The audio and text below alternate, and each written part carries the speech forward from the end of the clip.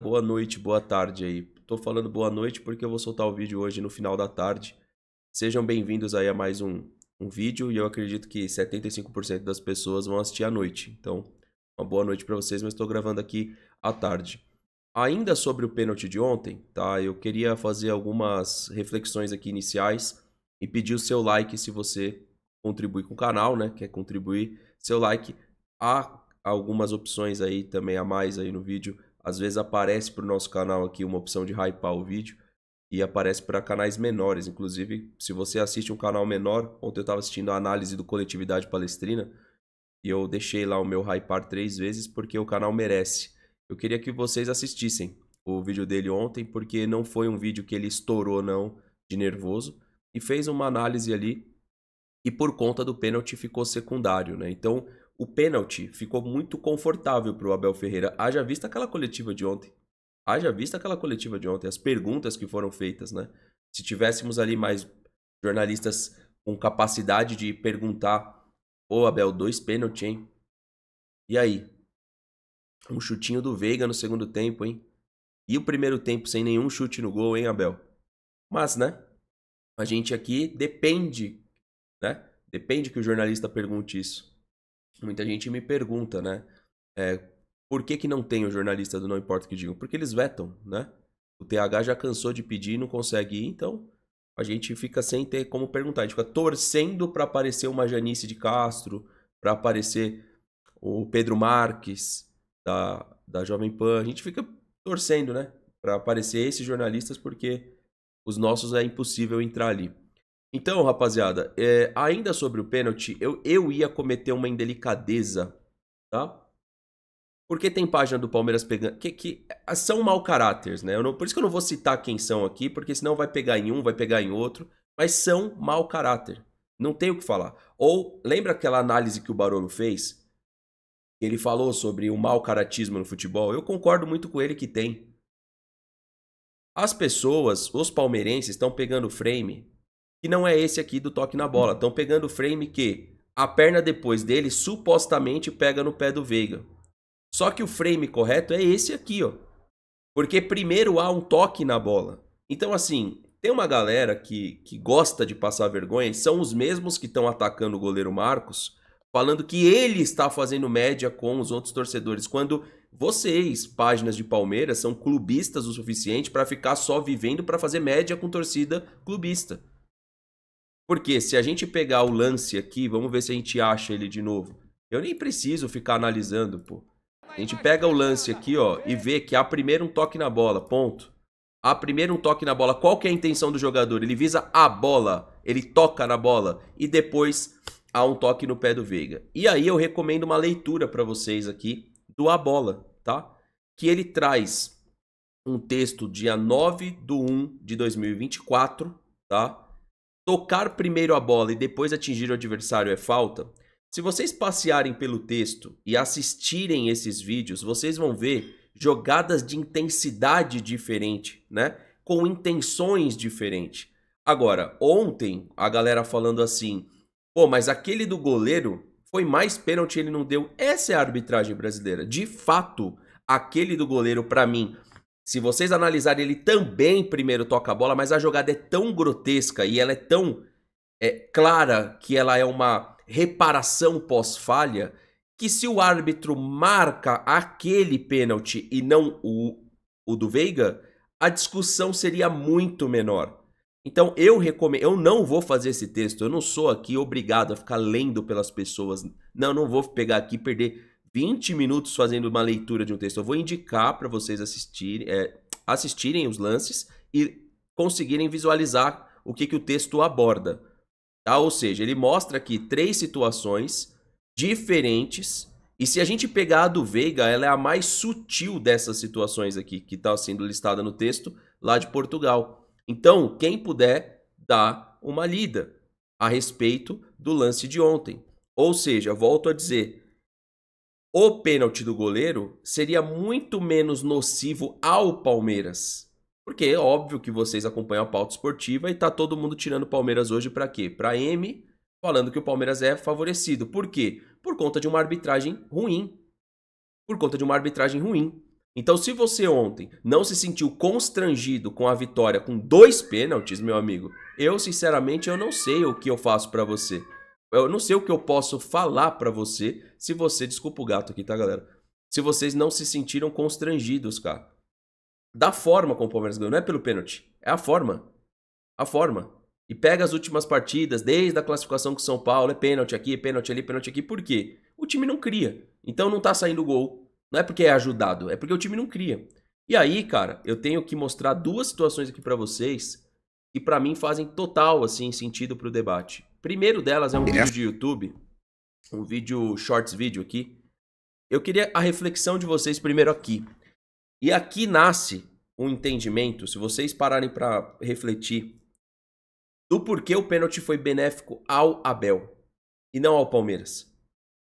Analisa de novo o contexto do jogo. Um time, o Sport, recém-subido da Série B, e alguns torcedores do Palmeiras me procuraram falando que a jogada, inclusive, que o Sport fez, ele fez várias vezes na Série B. O Palmeiras... Ah, eu tenho mais um vídeo para mostrar aqui. Isso aqui não posso deixar de mostrar. Mais um vídeo que mostra o quanto esse treinador do Palmeiras ele é acomodado. Que é o do Rick do Covil, que após postar o vídeo, ele foi... Eu não sei se é esse vídeo aqui, deixa eu ver. Não. Tem o vídeo do escanteio, esse daqui. Após o vídeo que ele postou, as pessoas questionando se ele é palmeirense. Olha o ponto que a gente tá chegando, olha a idolatria com esse técnico. Quem mostra pra vocês a realidade é questionado se é palmeirense. Agora, se eu chegar pra você e falar que o trabalho do Abel é maravilhoso, que o Abel, o importante é vencer, não importa se é com pênalti ou não, não importa se chutou no gol ou não, esse aí é o super palmeirense. Esse é o palmeirense de verdade. Vamos ver o vídeo dele que depois eu vou no contexto da formação de jogo. O time tá pedindo pra tomar esse gol? Primeiro escanteio pro Sport. Para que o Sport coloca 2 jogadores na entrada da área pra uma sobra. Os 5 jogadores do Sport na área afundam e a defesa do Palmeiras afunda junto. Olha o espaço que ficou pra esses dois. Segundo escanteio pro Sport. Acontece a mesma coisa. Terceiro escanteio pro Sport. Exatamente igual. Os dois sobraram novamente. Quarto escanteio pro Sport. Os caras aprenderam, né? O Palmeiras tá aqui falando, ó o caminho do ouro. E aí esse mano aqui faz uma movimentação que é o gatilho pra chamar a marcação do Palmeiras. Faz que vai infiltrar na área, chama a atenção toda pra ele. E aí o escanteio é muito bem batido pelo Lucas Lima e o golaço do Barleta. Assim. O que vocês têm pra me falar? Eu vou ficar 5 segundos de silêncio. Vai, comenta agora aí no vídeo. O que vocês têm pra me falar disso aqui, mano? Esse time tá treinando, mano, 4 jogadas de escanteio que a gente ignorou a sobra. E de verdade, eu não tinha percebido. Eu percebi que bom que tem criadores de conteúdo que separam esses lances e fazem esses vídeos. Você entende o que é uma soberba na casa do adversário? Você simplesmente deixa a sobra livre. O que é isso? O que esses caras estão fazendo no dia a dia? Só treinando musculação? Porque eu acho que a preparação física do Palmeiras, ela é impecável sim, a preparação. Não tô falando questão de prevenção de lesão. Preparação. Agora os caras então ganham 500, 300, 400, 700 mil pra ir lá puxar ferro? Pra treinar? Pra fazer treino fitness? Porque... quando a gente tá vendo os absurdos dentro de campo, que estão sendo ignorados, e o pênalti serviu muito, mano. O pênalti serviu muito para ignorarmos absurdos dentro de campo. Esse time tá envergonhando o torcedor de verdade. O torcedor que quer ver um Palmeiras mandando dentro do jogo. Quem sabe agora, contra o poderosíssimo Cerro Porteño. Um time lixo do Paraguai, um time lixo. Lixo, desde que eu sou moleque, esse time é um lixo. Eu lembro quando o Palmeiras enfrentava o Cerro Porteño quando moleque, só sabia bater. Nem isso sabem fazer hoje mais. Nem isso. Nem isso sabem fazer hoje mais. Quando eu era moleque lá, anos 90, Cerro Porteño era conhecido como um time que sabia bater. Nem isso sabe mais. Nem isso sabem mais. Então, quem sabe agora, né? A gente não volta a jogar um futebol que tenha o mínimo de decência para o torcedor assistir. O mínimo, porque a passação de pano, ela é interminável. Interminável para um time que não joga nada. Basta os torcedores de verdade compararem com outros times aqui do Brasil com menos capacidade de elenco, né? E aí, cara, esses shorts vídeos aqui, então aqui quem quiser assistir lá inteiro é no Rick Covil aqui, tá? Ele é palmeirense, mas ele cria conteúdo no geral aí, de futebol no geral, né? Tem o canal dele aqui no YouTube também, que é que é sobre o Palmeiras, mas lá nas redes sociais ele fala de um todo, assim, né? A seleção de 2002 ganhava de qualquer time. Escuta essa sonora do Ronaldo Fenômeno, que se eu não me engano foi no Charla. Posso estar dando crédito errado, mas eu acho que foi no Charla. Assisti o programa. Olha o que ele fala e olha o que ele vai falar sobre o treinador. Presta atenção aqui, velho. Você, no telão de 15 anos, de 17, presta atenção que você não viveu isso aqui. Que o Abel ia pegar uma seleção dessa e ia estragar. Presta atenção no que o Ronaldo fez. Quem é o Ronaldo? Quem é? Quem é? Hoje a gente lê isso nas redes sociais. Quem é Ronaldo? Ronaldo é aquilo, né? Aí, tipo, esquecem toda a obra do cara pra falar que ele é um comedor, né? É bizarro, bicho. O mundo que a gente vive hoje é bizarro. Quem é Ronaldo? Quem é Rivaldo, né? O palmeirenção. O palmeirense de todos. O neutro. O palmeirensaço. Quem é o Rivaldo, né? Quem é o Ronaldinho? Quem é? Quem é, né? Quem é, né? Essa seleção de 2002, cara, eu tinha... O torcedor de Kings League? Quem é, né? Quem são esses três, né? Quem são eles perto de Kevin, né? Kelvin, né? Quem é o Kelvin? Quem são esses três aí perto do Kelvin da Kings League, né? Quem é perto do Negrete, esses caras aqui, né? Porra, é o palmeirensaço, né? É o torcedorzaço da internet aí. Quem são esses caras, né? Quem são, né? Sensação que a gente podia ganhar qualquer time no mundo, cara. E a qualquer momento, cara, a gente jogava... Cara, e a gente nem treinou muito pra ter um entrosamento tão bom quanto a gente tinha, mas cara. o trio porra... Eu acho que o Felipão foi determinante nisso, cara, de colocar as peças, cada um no lugar certinho. 352, eu tô mostrando esse vídeo porque o Ronaldo fala aqui, e por conta de direitos autorais, a gente não pode mostrar o vídeo inteiro. Direitos autorais do som, tá de fundo, não sei se vocês pegaram ali. Pera aí que tem mais um aqui. Me mandaram, só um minuto. Vou puxar a câmera pra mim aqui. Deixa eu achar o último conteúdo aqui. Uma coisa é você trabalhar a 352, onde você tem as peças que o Ronaldo citou. Pô, top. Top. Uma coisa é você pegar e você montar um 3 zagueiros que aquela seleção te oferecia. Pessoal, faça uma reflexão aí, por favor. Aonde que o Palmeiras vai chegar com Mikael, Bruno Fux e qualquer outro escolhido na zaga? Aonde? Uma coisa é você pegar 3-5-2, onde você tem jogadores da capacidade da seleção de 2002. Onde vamos chegar com essa zaga? Agora, um amigo me mandou isso daqui, um seguidor. Eu não posso mostrar aqui na roxinha. Eu vou mostrar, vai. Não posso. Posso. O Daiber Augusto, ó, me mandou. Pra vocês verem aqui, ó. Faz um vídeo sobre, por favor. Tá? Pra vocês acharem que eu não tô inventando aqui. Foi ele que me mandou. E eu pego muita referência do que os seguidores me mandam. Inclusive ontem falaram, né? Da jogada do gol do Sport. O Sport fez algumas vezes na Série B. Como é que o Palmeiras não marcou? Será que o Palmeiras estuda adversário? Segundo o Abel, na coletiva. Né? Eles estudam vídeos. Eles, né? Tem que trabalhar sobre vídeo por falta de tempo para treinar. Mas se você trabalhou sobre vídeo, se você conhece o Lucas Lima cobrou alguns escanteios no Palmeiras assim. Eu tô mentindo? É uma batida de escanteio tradicional do Lucas Lima desde o Santos. Não é verdade? Ah, me agrada o Fux. Claro, realmente. Tão bom quanto o Argel, né? Realmente. Me agrada. Me agrada. Me agrada bastante. Me agrada bastante o Fux. Bastante mesmo. É realmente um monstro. Um nível assim do Argel, do Júnior Baiano. Realmente. Agrada. Agrada bastante. Fux. Agrada mesmo. O zagueiro sorridente. Agrada muito.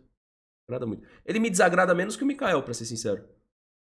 Porque o Mikael, ele tá ganhando uma titularidade totalmente do que eu falo, né? Da falsa sensação de um grande jogador por conta da coletiva de imprensa, né? Se eu comparar o Fux e o Mikael, eu prefiro o Fux.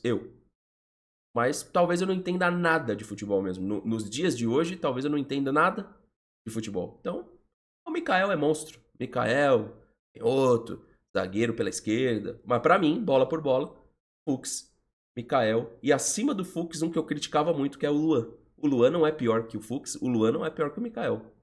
E tava aí no Palmeiras sendo criticado também por mim. Se eu soubesse que as reposições pro Luan seriam essas, fica Luan. Eu não teria criticado o Luan nunca. É porque da diretoria do Palmeiras a gente pode esperar tudo, né? Inclusive esse tipo de situação. Não é? Então assim, se o jogador veio numa troca, se o jogador... Aí eu tô falando do Fux. Não foi uma aquisição. Se você pegar a troca é simbólica sobre o futebol brasileiro, inclusive, né? A gente falar o que representa o Caio Paulista hoje pro cenário do futebol brasileiro. Caio Paulista, que rodou Fluminense, São Paulo, Palmeiras, e inclusive conseguiu ser eleito, desconfie sempre, quando o cara é o melhor lateral do Campeonato Brasileiro. Porque eu já vi o Palmeiras cagar em contratações assim por 4, 5 vezes. É Juninho, é Caio Paulista. Talvez o menos pior foi o Egídio. O Egídio, pra mim, ele alternava bons e maus momentos, mas eu acho que o Egídio jogou bola sim no Cruzeiro. De verdade. Agora, Diogo Barbosa. Então, a gente já conhece esse golpe do melhor lateral do Campeonato Brasileiro. Não quer dizer nada. Me traga o melhor da UEFA Europa League, por favor. Me traga o melhor da La Liga. Porque do Campeonato Brasileiro, meus amigos, se esse for o recorte, a gente vai reagir a uma sonora com imagem, não é só o áudio. O amigo me mandou isso aqui e presta atenção que assim, o jornalista hoje no Brasil, ele é cheio de verdades, mas ele não traz nada técnico. Eu acabei de mostrar para vocês e falar sobre o 352. Ele traz, mas pelo menos nesse vídeo, o final dele é esclarecedor. Porque eu fiquei tentando entender para onde ia, né? E parecia um vídeo passa-pano, mas depois ele chega numa conclusão, pelo menos. E os que chegam pra gente e falam assim, não, é um trabalho super vitorioso, é um trabalho que não sei o quê, é que o Abel é isso aqui, mas não tem embasamento tático, técnico, é só falar por falar. É como se você pegasse assim, cara, a sua tia que acompanha futebol casualmente e desse um microfone pra ela ser uma jornalista. E não é o caso dele aqui, tá? Tô deixando claro, mas tô falando de muitos comunicadores. Não, porque vocês têm que olhar o copo meio cheio. Mas você fala, tá, o que é um copo meio cheio? Ele tem que ter pelo menos meio cheio de algo, né? De um conteúdo, de alguma coisa assim. Não é verdade? Tem que estar meio cheio de alguma coisa. Agora, quando a gente só vem com o passado, esquece o que está sendo construído agora. Me chamou a atenção porque compara os dois, né? Flamengo e Palmeiras e essa coisa de não ganhar o tempo inteiro. Vamos lá, eu só vou interromper no final, tá? A do Palmeiras, assim como a torcida do Flamengo, essa torcida atual, tanto a torcida do Palmeiras como a torcida do Flamengo, acreditam que o time vai ganhar todo ano. É assim. E não vai ganhar todo ano. O Flamengo já ficou anos sem ganhar. E deu no que deu. O Flamengo moeu treinadores. Moeu. Pega do Jorge Jesus pra cá, quantos treinadores foram moídos? O Palmeiras até que segurou mais o Abel. Mas assim, vai ter temporada que o Palmeiras não vai ganhar. E é um trabalho extremamente bem sucedido. O Palmeiras no ano passado quase foi tricampeão brasileiro. O Palmeiras esse ano quase foi tetracampeão paulista. Gente, olha esse ciclo. Quando que você consegue isso? É muito difícil. Mais difícil do que ganhar é se manter no topo. Mais difícil do que ganhar uma vez é ganhar várias. Repito, o Palmeiras quase foi tetracampeão paulista, e quase mesmo, porque chegou na final, e quase foi tricampeão brasileiro. Então, vocês percebem que a análise do meio copo é sempre vendo o que ganhou. E eles desconsideram o que perdeu. O que ganhou, que é muito difícil realmente, mas como perdeu, o que perdeu. O que perdeu e como perdeu. CRB, Defensa e Justiça. Flamengo 2 vezes, né? São Paulo 2 vezes. Eliminação e perda de título. Corinthians agora. É tipo assim, o meio copo de alguns não é o caso dele, que ele vai fazer uma conclusão. A análise não é burra não, Medina, porque pelo menos tem uma conclusão. Espera um pouquinho que vocês vão ver. Pelo menos esse traz um meio copo com uma conclusão. Mas você percebe o meio copo dessa galera? É só olha pra como ganhou e como perdeu. E como tirou o São Paulo da fila, e como tirou o Corinthians da fila, e como coloca os 3 zagueiros, em que momento coloca os 3 zagueiros, não tem, tecnicamente falando, sobre isso. É o meio copo do que ganhou, esquecemos como perdeu. E aí a vida é feita da gozolândia, né, filho? A gente só olha para quando a gente ganha, a forma como a gente perde, a gente esquece, e aquela máxima do futebol que me ensina quando eu perco, a gente tá jogando no lixo, né? A gente tá jogando no lixo, mas no caso dele, tô deixando bem claro, ele pelo menos traz uma conclusão aqui. Vamos lá, pelo menos, né? Porque tem muitos que não... Só fala tudo isso aqui que ele falou, e tá, aí você fica... Ah, tá, então entendi.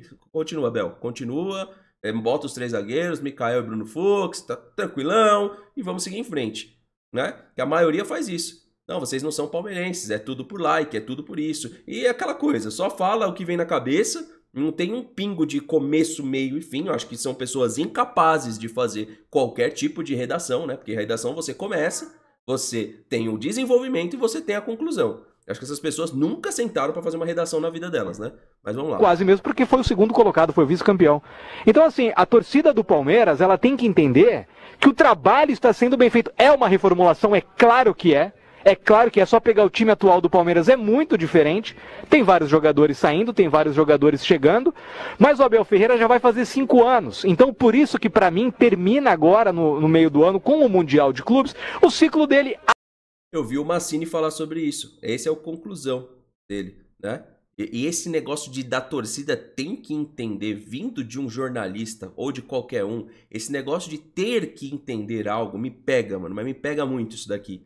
Há um desgaste natural. A nossa cultura não permite trabalhos mais longevos do que isso. Não dá. O Renato Gaúcho passou isso no Grêmio. E olha o capital simbólico do Renato lá. Tem uma estátua dele. Pelo amor de Deus. Então, assim, essa questão do palmeirense tá criticando é uma impaciência. E aí eu chego no seguinte: o Abel não conhece esse Palmeiras. O Abel não conhece esse torcedor palmeirense incomodado, que é assim mesmo. Historicamente foi assim.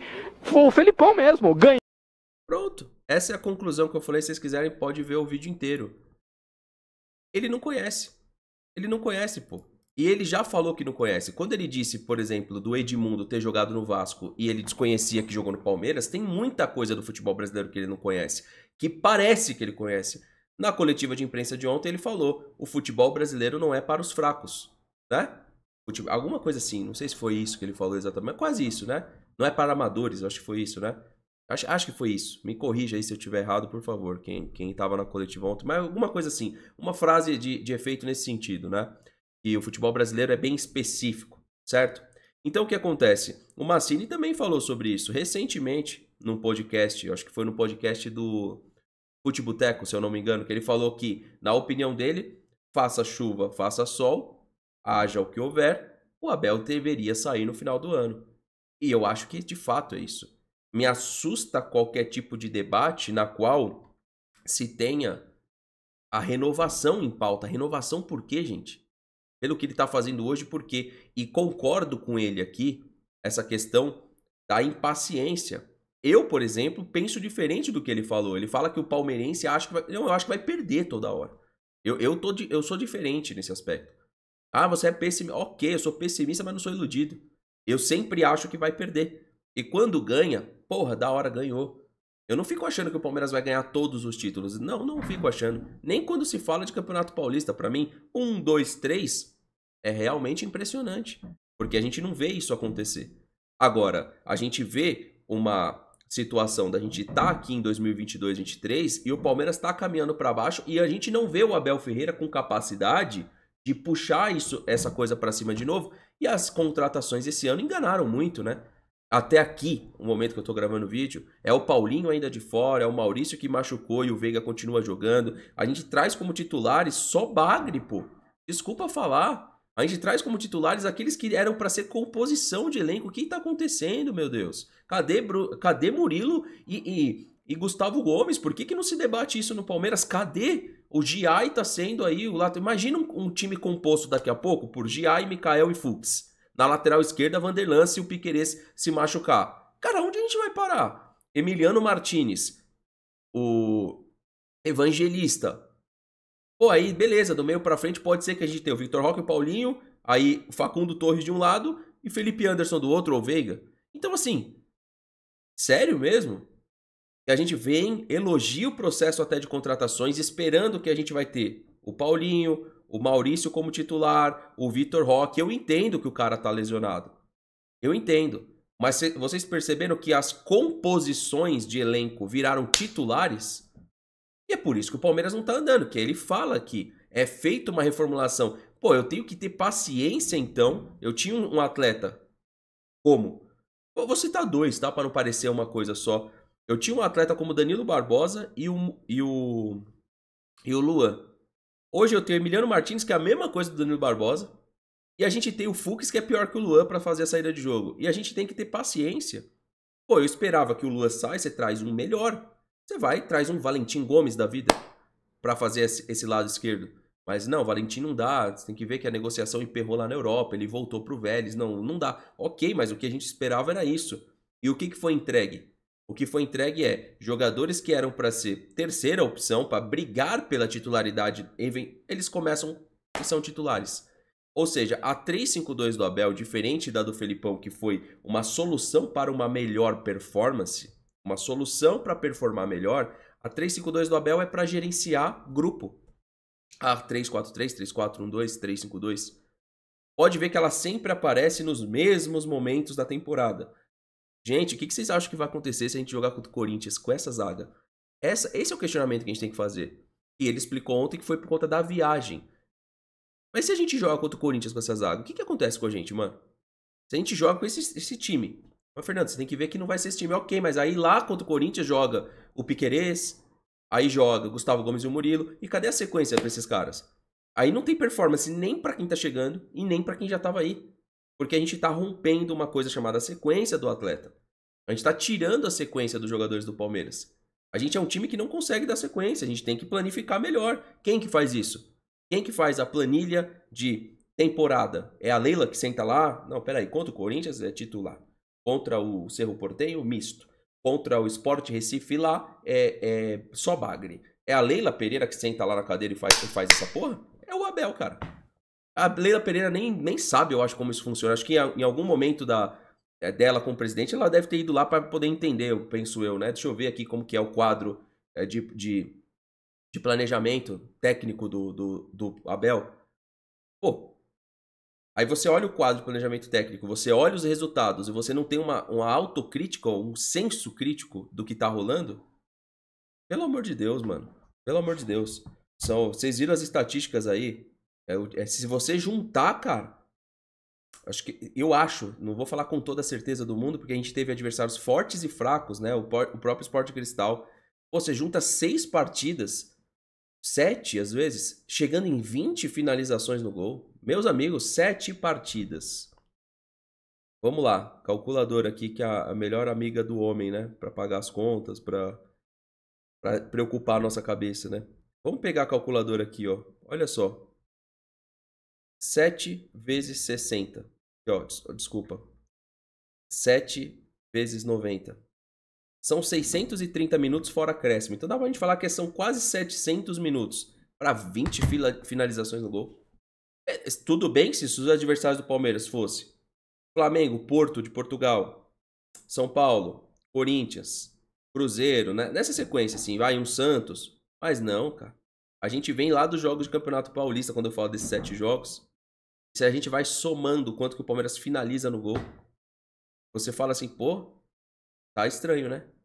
Tá estranho, mas, né? O copo meio cheio quer que a gente fale o quê?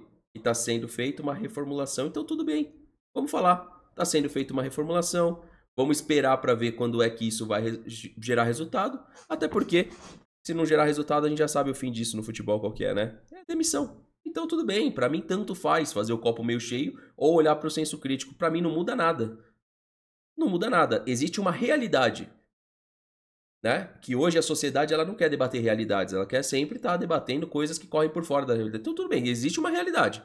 Algumas pessoas estão olhando pra ela, outras estão olhando esse tal do copinho aqui, do copinho meio vazio. Porque pra mim é isso, ó. Tá meio vazio, não tá meio cheio. Inscreva-se no canal, ativa o sininho, deixa o like. Assiste o vídeo lá do Coletividade Palestrina, dá um salve pra ele lá. O vídeo é bom, tá bom? Quem quiser, conheça o canal dele, Coletividade Palestrina, aqui no YouTube. Um abraço pra vocês, tamo junto, a gente se fala em live.